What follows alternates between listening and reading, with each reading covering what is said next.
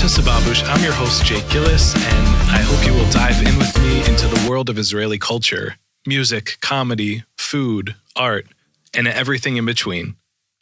Itamar Shahar has been a teacher for 10 years, 9 of which have been spent in the Israeli public school system. He's also a podcaster.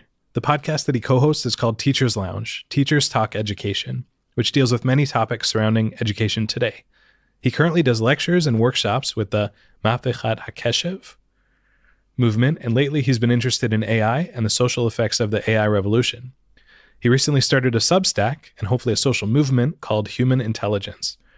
Itamar is also the father of 2 young kids, and he lived from the ages of 2 to 7 in Pittsburgh, which is my hometown. Woo woo. So he has experienced some education in the U.S. He's worked a lot with American teens over the years, mostly through NIFTY, which is the Reform Movement's youth group.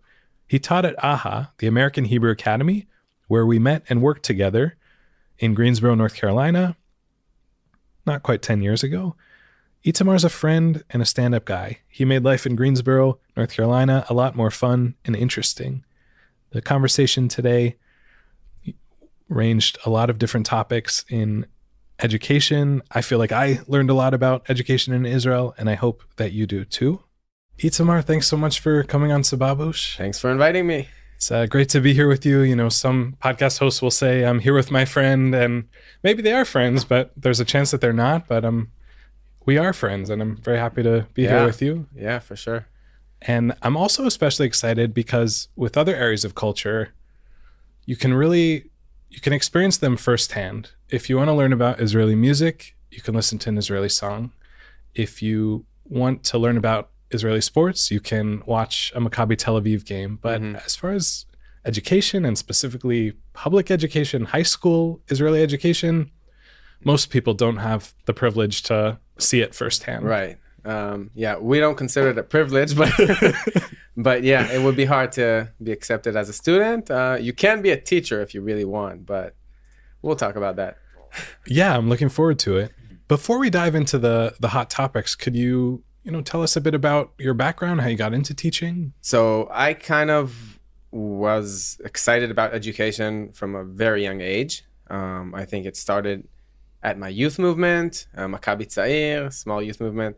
But I didn't like being a chanich, like a participant. And I wasn't really excited about being a participant, but once you could be a counselor, madrich, from 9th grade, I was like super into that, and I liked that. And then I did all kinds of roles in my youth movement, and then I did a shnat shirut, also very much involved in education. I was basically a teacher. I was at a elementary school every day doing all kinds of things. And in the army, there was this point towards the end of the army where you start thinking about, maybe I'm going to stay in the army, be an officer. And my officer was trying to convince me, but I was like, no, I'm going to be a teacher. And then it was like, yeah, don't talk to me about helping the country in the army, because I'm going to be a teacher anyway. So yeah. And then 6 months after the army, I started a university, which is quick for an Israeli.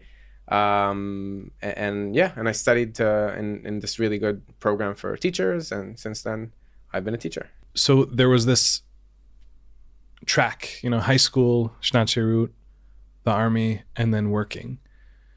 In America, people generally, and other places in the world, generally go from high school into university, and that puts a lot of stress on a lot of people, and high school is very focused on getting into college. Mm-hmm. But with that gap, it's a gap filled with lots of meaningful things.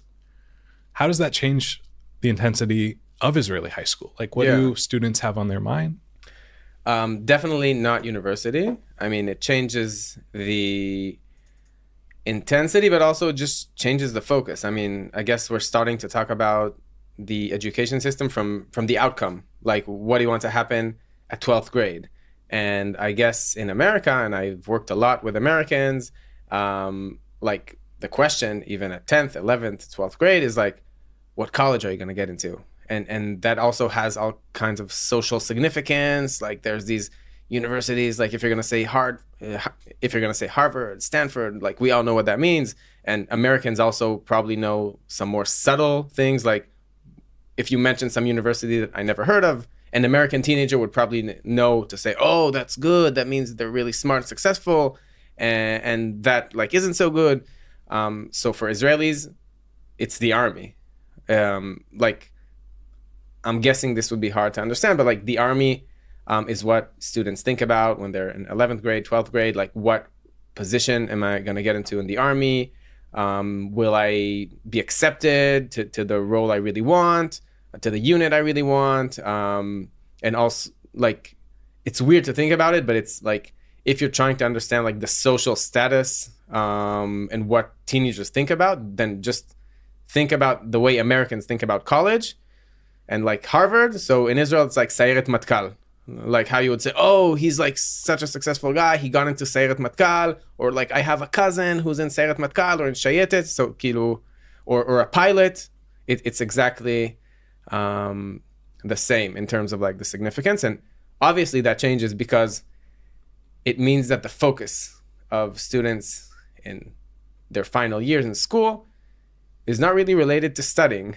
I mean, to prepare to the army, obviously there's a lot of things that you'd want to do, and obviously things like volunteering and being a counselor and the youth movement. These are all things that I know count for college, but they're also really good for the army when you go and go through all these kinds of exams and miunim. How do you say miunim? And marks of some sort. Yeah, not grades. No, but like screening. Okay.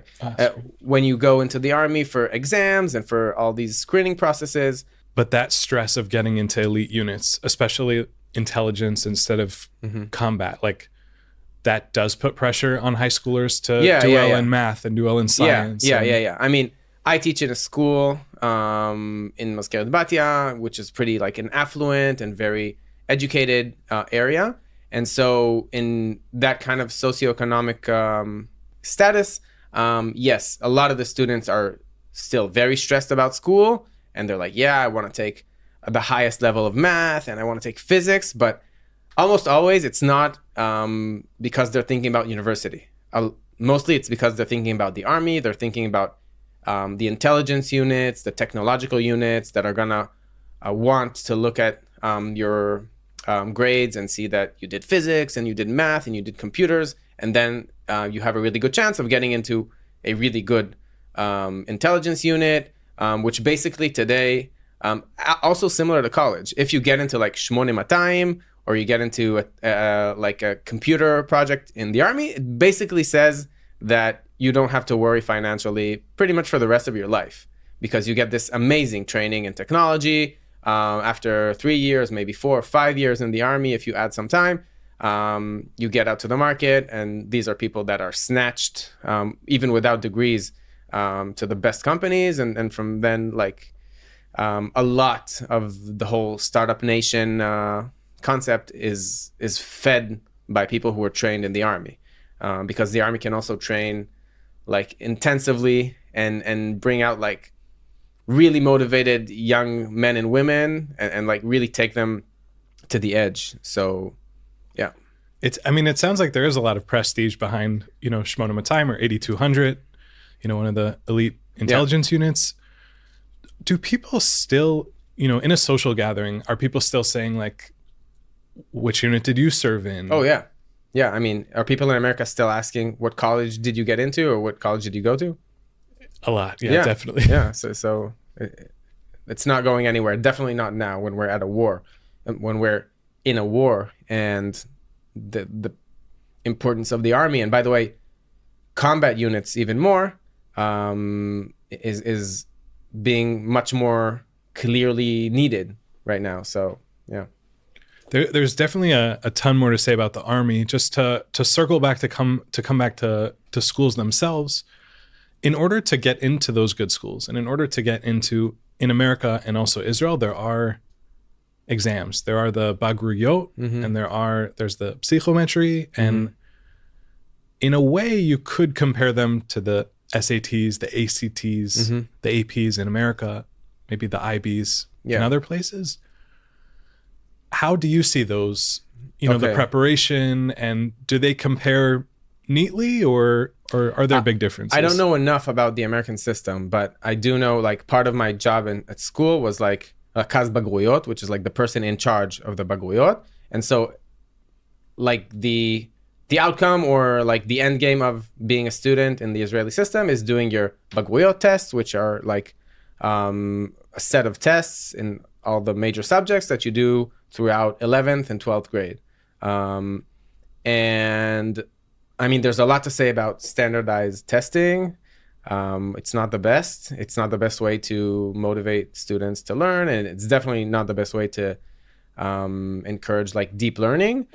But also I'll say in Israel, it's like, I feel like the standard of the tests themselves and like, it's just, we're almost at the point where the grade in the Bagrut doesn't mean anything.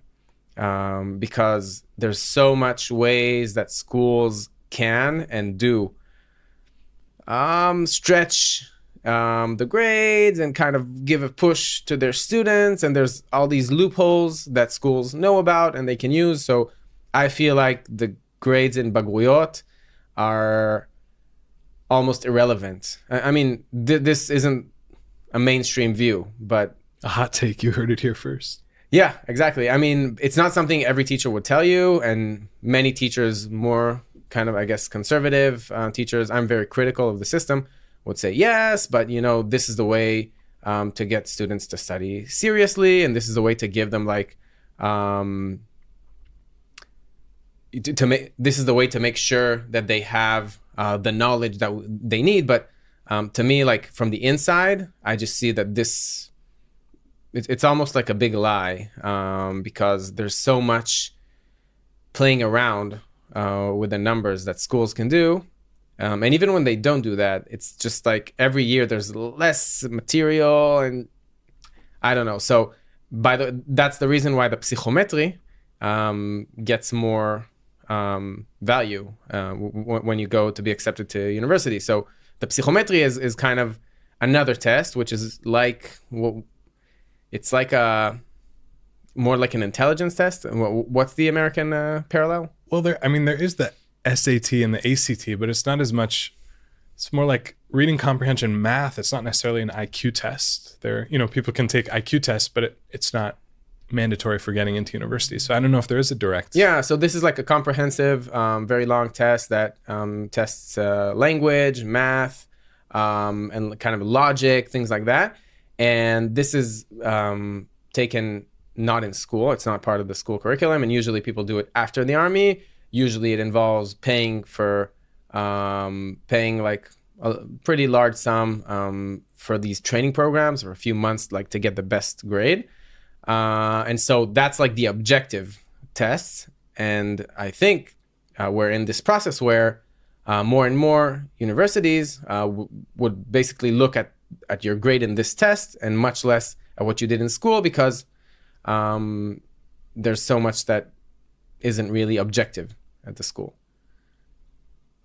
With possibly like one thing that isn't as objective, you're saying that like you teach in Maskeret Batya in a relatively affluent area. Yeah. If someone's growing up and going to school in the periphery, like in Dimona or Yerucham, do you think they're as prepared for the psychometry or to do well on the Bagruyot? Definitely not. And I think this is also something, unfortunately, American listeners would understand, maybe also other English-speaking nations. But I think our public education system was founded, if you remember, going back to like even before the country was founded, but thinking about like the 50s, the 60s, this was this idea of this kind of social state that gives all these like great social services to a nation of basically very poor people, that most of them are immigrants. And so we needed this like really excellent public school system. And I don't know if we were ever like the best in the world, but I'm sure like we were relatively much better. But we did have this vision of public education. And that's part of the reason I wanted to become a teacher. I mean, we know each other from teaching. My first year teaching was actually teaching in American international boarding school, Jewish boarding school in North Carolina, where you were a fellow. So that was fun. But I wouldn't go into education to teach in a private school. That's not like who I am. And that's not like the goal of education for me. So yeah, I came into the public system, but we are definitely going in the direction of America and I guess a lot of other countries where you are born is the most important question about what your education is going to be, because public schools are, I guess, getting worse, and there's a lot of ways in which money, directly, or the education of your parents, is going to affect your outcomes, which is like even like buying equipment and books for school, but also bigger things like almost everyone take private lessons in math. So if you want to reach math at the highest level, most of the students, if they're not like naturally born geniuses, are going to take private tutors, which is obviously very expensive. But also like things like chugim, like extracurricular activities from a young age. So in affluent areas, you're going to have students learning English from even before first grade. That gives, and they may learn computers in like a nice setting, in a nice child-friendly setting at first, but they're going to have a huge advantage when they come to the higher ages. And also, yeah, like I feel like the less students get from public school, the more students in affluent areas are gonna get from their parents, from their environment, like knowing people. So if you grow up in Dimona or in Israeli like periphery, you probably know not that many people that even went to university, and you don't know a lot of people that work in high tech, and the kind of imagined futures you can imagine for yourself are very narrow. But even if you could imagine working in tech, it would be very hard to get there. So yeah, I think bottom line, if we think of the ideal goal of education to kind of close social gaps, then I think we're going in the other direction. I think America is still much worse from what I know, but we're getting there. So, again, a lot to unpack there. But I do want to come back to something you said about AHA, the American Hebrew Academy, where we worked together. You said that it was your first year as a teacher, or first year with formal teaching. And that was with American students from Mexico, even Indonesia, people from all over the world, mostly from a wealthy or middle-class background. Yeah, definitely. Was it a shock coming back to Israel and teaching in this system at all? Oh, definitely. I mean, it was nice. It was like kind of a vacation, a year of like working in a super nice environment. And like I had my own classroom. We don't have that in Israel. Like I think if you think about it, we have much more kids in Israel. We have less money. So giving every teacher a room is more, it's just like a waste of resources kind of. So Israeli schools are crowded. In my school, there are like we have minus classes than what we need, which means that sometimes if like the person in charge kind of doesn't find a solution, so you can be like coming to a classroom, seeing there's another teacher there, and you have like 30 kids behind you, and they're like, okay, we don't have a class, let's just do this outside. And that happens. Wow. So I had when I was at AHA, I had my own beautiful classroom, and I was like 20 something, and I get this amazing classroom with like, and there were like deer running outside and grass, and it was beautiful. And my largest class was 12 students. I also had like classes with 4 students. In Israel, it's rare if you get less than 30. So yeah, it was just, it wasn't like a total shock because I did teach as a student a few lessons every week. So I didn't know the system, but it was, it was definitely I mean, in terms of material and comfort and all that kind of background of teaching, it was totally different. But by the way, that's not why you go to be a teacher. So there was also something nice about coming back to Israel. I firmly believe that. Like I went to public high school in America, and AHA, American Hebrew Academy, certainly is not a representative of public schools in America. I mean, they're all different in multiple ways, I guess, but some common themes, like you might see classes of 30 or more. So there might be some more similarities there, but for sure between like public schools, charter schools, and Israeli public schools, there would be a lot of differences. There are certainly a lot of things about the Israeli education system to improve. But one thing that it seems to do well is with the idea of gibush or bonding, and this idea of, having a classroom together, or could you speak a bit about that and your experience with it? Yeah. So this is an aspect that was also totally absent from my experience at AHA. Is that like in Israel, when you ask in elementary school, but also in middle school and high school, which in Israel are usually connected, when you ask like, what is the better class, like which class should I move into, then the question of gibush is like the main thing. It's like, oh yeah, like Gimel Shtayim, they're the best because they're very megubashim. And we need to say that there's not a good translation for gibush. It's kind of like bonding, cooperating, being like very coherent, like socially. So in Israel, there's a big emphasis on the homeroom. Every student up till 12th grade, you have a kitat chinuch, like a homeroom, and you have a mechanechet, which is like the educator, the homeroom teacher. And it's a big thing. I think in America also, in elementary school, there is the same idea. But in Israel, like in elementary school, you learn most of the classes in that group. And the mechanechet is like the most important figure for you. But also later on, even in 11th and 12th grade, which are the ages that I mostly teach.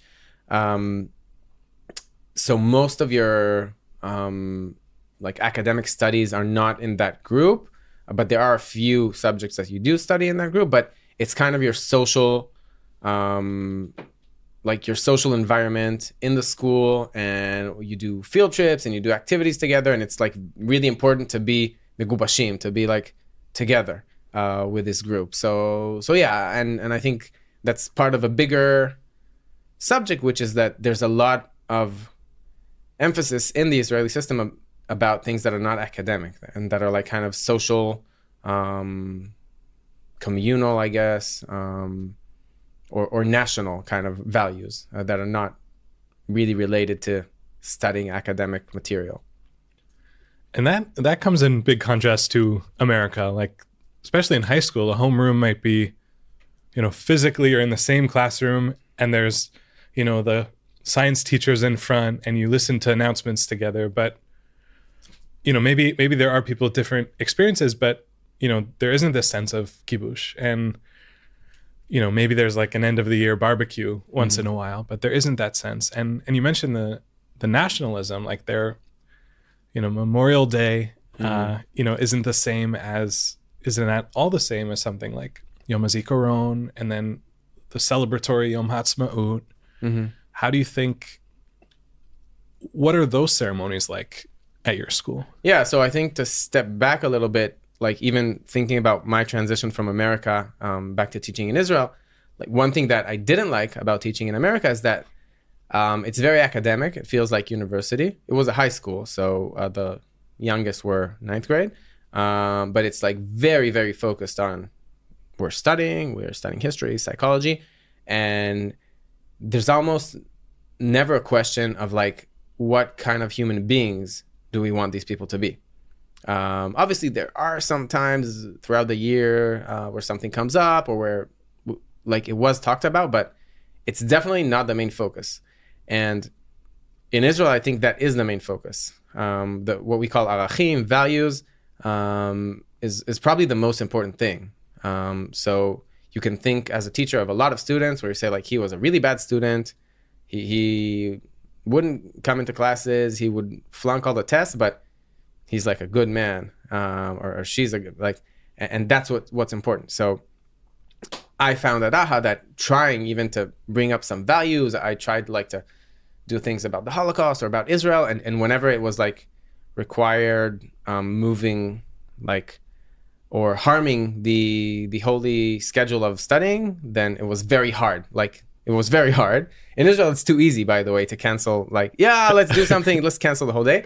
But I think before we go into Memorial Day, I think what people need to understand is, again, like as a society, what's the outcome? What do you need people that are 18 to be as a society? And in America, I guess most of the listeners are American, but whatever, pick your country. In a non-Israel country, you need people that are educated, academically educated, hardworking, basically people that can be successful university students and then successful workers in the market. And in Israel, unfortunately, but we see it much more clearly this year, like we need soldiers. We need people that would put the country before themselves and go to the army.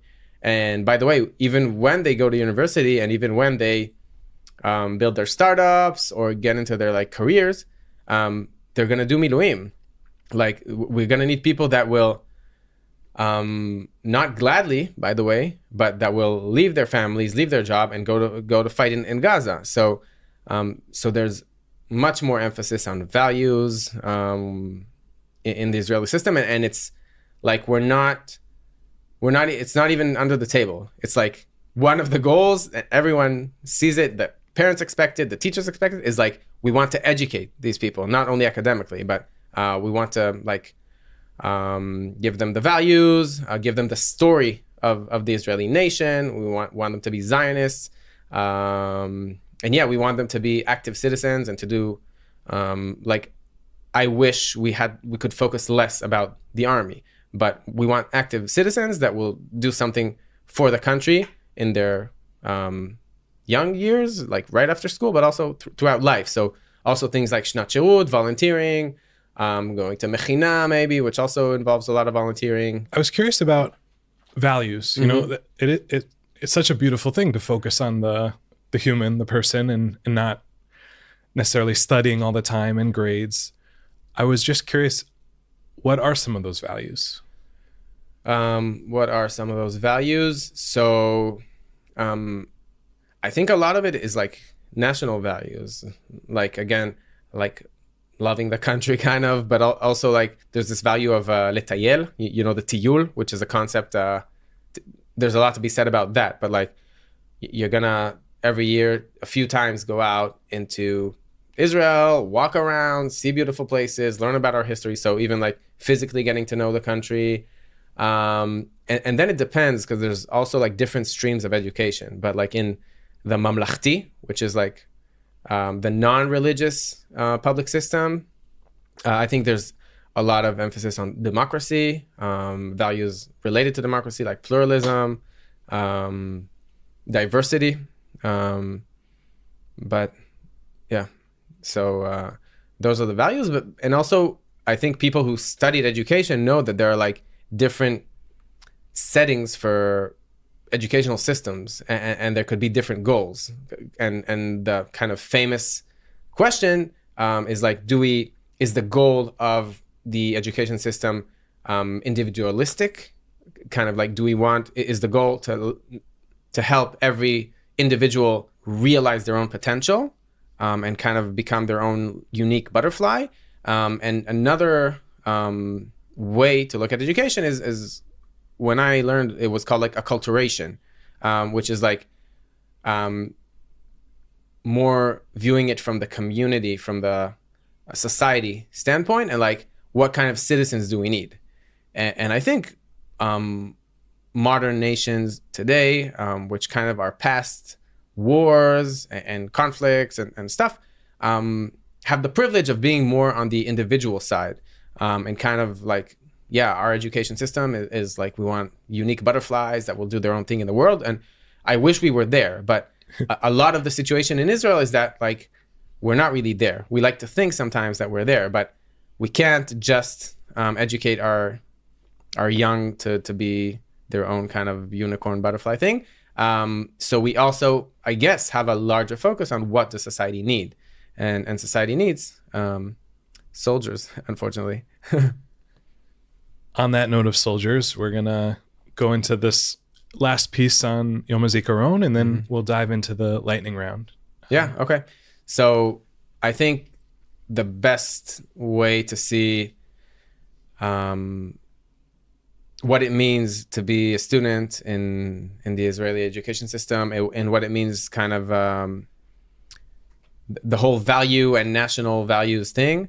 And also, by the way, to see the difference between, in this case, Israeli and American societies is Memorial Day. And I know I spent 7 years of my life in America, but the last time I was there, it was as an adult with you. And it was kind of shocking to me that Memorial Day, which is, I think, pretty close to Israeli Memorial Day, right? It's like the spring. When Memorial Day comes up, like you look at TV, you look at stuff, like people are talking about recipes for barbecue and like how to make the best barbecue. And I didn't see anything else happening really. In Israel, Memorial Day, Yom HaZikaron is probably like the saddest day of the year. And I think you can definitely say it's kind of has a secular national holiness about it. It's like a holy day. And even leading up to it, things are going to get like a little more quiet, and the music on the radio, I think it's like the most beautiful music. But it's these sad songs, which I think have no parallel. Like when I think of the songs like Yom HaZikaron, it's like, there's no parallel. There's nothing in English like this. It's like these deep songs with like pain and personal connection. And it's not all directly about losing someone, but it's just these amazing songs. And so one of the things you'd see if you go to a high school, for instance, in Memorial Day, is the tekes. It's a ceremony. And I think if you would look from the outside without context, you would just say like, wow, you guys are using so much emotional, I wouldn't say manipulation, but there's just so much emotional charge in that situation that why are you doing that to the kids?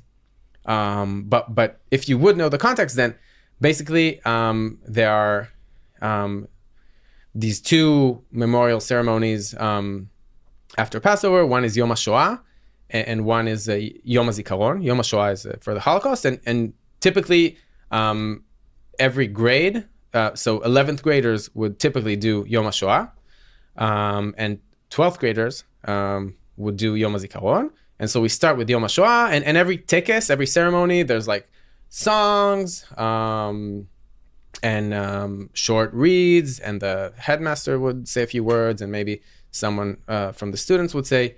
But Yom HaZikaron, it's really, really powerful. So it's basically the same setting. The whole school comes into, usually it's outside, and they're all sitting there, and they're all looking up to, the seniors, which are putting up the ceremony, which includes a few reads, and it's really short. It could be like half an hour. And I think everyone remembers the songs. Like, if you know how to sing in Israel, like you sing at Yom HaZikaron. Like we have less things like school musicals and stuff, like people who are singing, even like Ninet, which is like a huge star. You can see that like she would sing at her school in Yom HaZikaron, that like obviously. And for me, like I remember, I won't even talk about the ceremonies we had this year after Shiva B'October, but I'm talking about like last year, when my students did the ceremony, because I was like the mechanech for Yud Bet 2 years ago, actually. It's very powerful. Like you look up there, and these are kids that for like 3 years, since they were 14, 15. And now in a few months, a lot of them are going straight into the army. A lot of them are doing something before, but basically they're all going to be soldiers pretty soon. And they're reading and singing about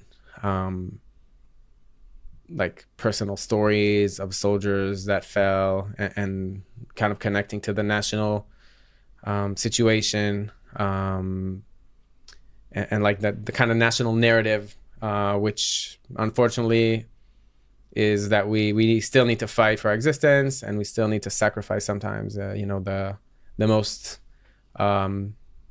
cherished thing that we have. And by the way, just to kind of finish off with maybe a thought, I also think we're lucky, because this can sound terrible, and like maybe people are listening to this and saying like, yeah, like I hope for them that they can kind of move on and really find eternal safety and focus on the individualistic part, and like creating beautiful butterflies and everyone can be their own person. But sometimes when I look at American teens and adults and people from other nations, like, I don't envy you guys. I mean, you're Israeli for me, but I think there's something about the sense of meaning, the sense of like being a part of something that is greater than me. It really is. It's not just like a story.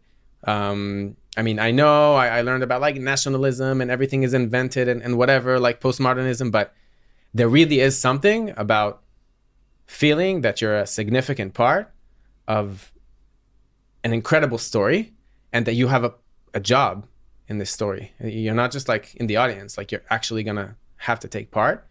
And so on the one hand, I wish we didn't have to live like this, but on the other hand, I don't know who I would be if we wouldn't. Like, even for me, like going to the army, also going into education, I wouldn't want to be a teacher in another country. Like, we think about like a relocation or something, we kind of fantasize, and I'm like, I don't want to be a teacher in like Denmark. I don't want to be a teacher in England. Like, what's the point? Because for me, being a teacher is like building Israel as a better society and making this country better. And if it's just about teaching academic material to young, humans, that's boring to me. It's a hopeful note, a meaningful note to end on. And that meaning doesn't come without sacrifice. Like, part of that meaning is that it has been so hard and so painful to build it. Mm-hmm. So I just, you laid a hopeful, inspiring note, and not to diminish it with heaviness, but I really feel that way too. It's mm-hmm. really, it's something special. And you might hear people complain like, oh, like I'm going to go to Portugal, like with everything mm-hmm. that's happened, but that doesn't usually happen. People are generally that nationalism, whether it's, like you said, with mm-hmm. it being invented, like Israelis feel there's a lot of pride. There's a lot of connection mm-hmm. to they feel Israeli. Israeliness. And by the way, I think it's a spectrum. Like, I have a good friend who just like moved to America a few years ago, and like I look at him and I'm like, he can do it. Like, he's Israeli, but he can do the American thing. And then I kind of realize I'm just too Israeli for this. Like, I can't. Like, I'm so connected to the people, to the story, to the dream, that I hope my wife isn't listening, because like we do have this fantasy, but I don't think like we're just to be real with ourselves, like we're just too Israeli to be anywhere else. I just got back from like 10 days in America in Florida, and just walking around, I realized like I really felt no connection to like non-Jewish Americans, and, mm-hmm. and I was born and raised in America, mm-hmm. and the second I got back at the airport on the bus today, I really do feel deeply connected to people, mm-hmm. Because we are part of this, common shared project or mm-hmm. journey, and it's very special. Yeah, it's a really good feeling that people wouldn't understand from the outside. Before we dive into the lightning round, I do want to give you an opportunity to speak about your work with AI and your initiative. Oh yeah, okay. So like, I'm an educator, but also see myself as kind of an educational entrepreneur. And just to say a few words, I'm starting this new thing called Human Intelligence. In Hebrew, Bina Enoshit. because I'm super interested and excited about AI. But I also see that we're not really having some of the difficult conversations about where this revolution is taking us in terms of our values, our society. So in this movement, I'm trying to kind of raise the big philosophical, societal questions that I think we have to talk about soon, about how we want AI to affect the human future in Israel and in the world. So people who want to follow, if maybe you do know Hebrew or want to use a translation, I have a Substack, which we can add a link, called Human Intelligence. And there you can follow me in other places. And there'll be more to hear about this project.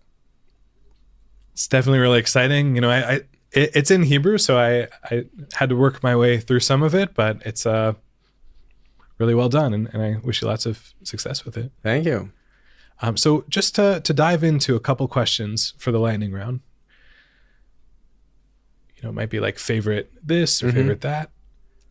So what is your favorite book or author? Favorite Israeli author or book, Israeli book? Okay, author David Grossman, definitely.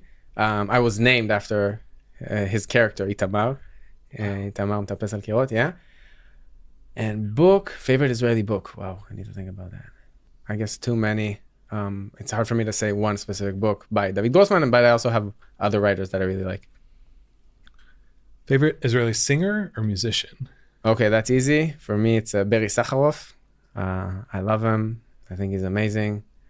And yeah, I just recommend. He's also so Israeli. He's like a rock star, but also like he has in his music these kind of Middle Eastern streaks.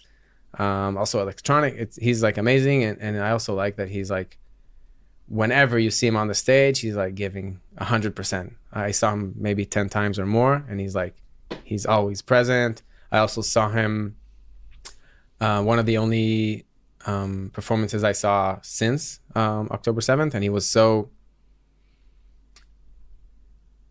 so present with like the audience, and he said a few words. He's not a big talker, but he did say like a few words, and it was so accurate. So yeah, I love him. I would marry him, but yeah, he's married. I'm also a fan, and in fact, a couple of weeks ago, I went to a music festival called Nova Healing, We Will Dance Again, which was incredibly powerful. Talk about like emotionally charged. It was very powerful, and it paired basically well-known Israeli singers or bands with DJs, mostly trance music. So Beri Sakharov was paired with, you know, a DJ. So it was sort of like his music, which you wouldn't necessarily think of as like trance music and DJs. He was part of that, and it was really it was interesting. It was a powerful event, but he did really well. And favorite vacation spot in Israel? So my favorite vacation spot in Israel is Chul. Chul is the word we have for abroad. It's a very popular word. Yeah, it's very intense in here, guys, and it's very small. If I want a vacation, like I want to hear some foreign language around me. There are some places I like in Israel, but yeah, that would be my answer. That's fair. I feel like there are a lot of people that might agree. Itamar, thank you so much. This is like, I'm so grateful that this gave us an opportunity to talk and, you know, to learn about education from firsthand participant and educator. Yeah, thank you for having me. And I love this podcast, and it's so cool. And am I the person, like the first guy after Edgar Keret? That's like such an honor. You are. He was the opening act. Wow. Yeah. Wow. That's awesome. So keep up the good work, and thanks. Thank you so much for joining us on Sababoosh for this dive into Israeli education with Itamar Shahar. We hope you're inspired to learn more about the education system and a vast number of other topics in Israel. Next time, we'll be shifting gears to literature with the author Dorit Rabinyan, who had a book banned and canceled almost 10 years ago in Israel. You won't want to miss it. In the meantime, stay connected with us on social media. Follow, like, and share our posts on Instagram, Twitter, Facebook, and LinkedIn. And don't forget to visit our website, sababoosh.org, where we publish weekly Substack articles on all aspects of Israeli culture. There's always something new to discover. Until next time.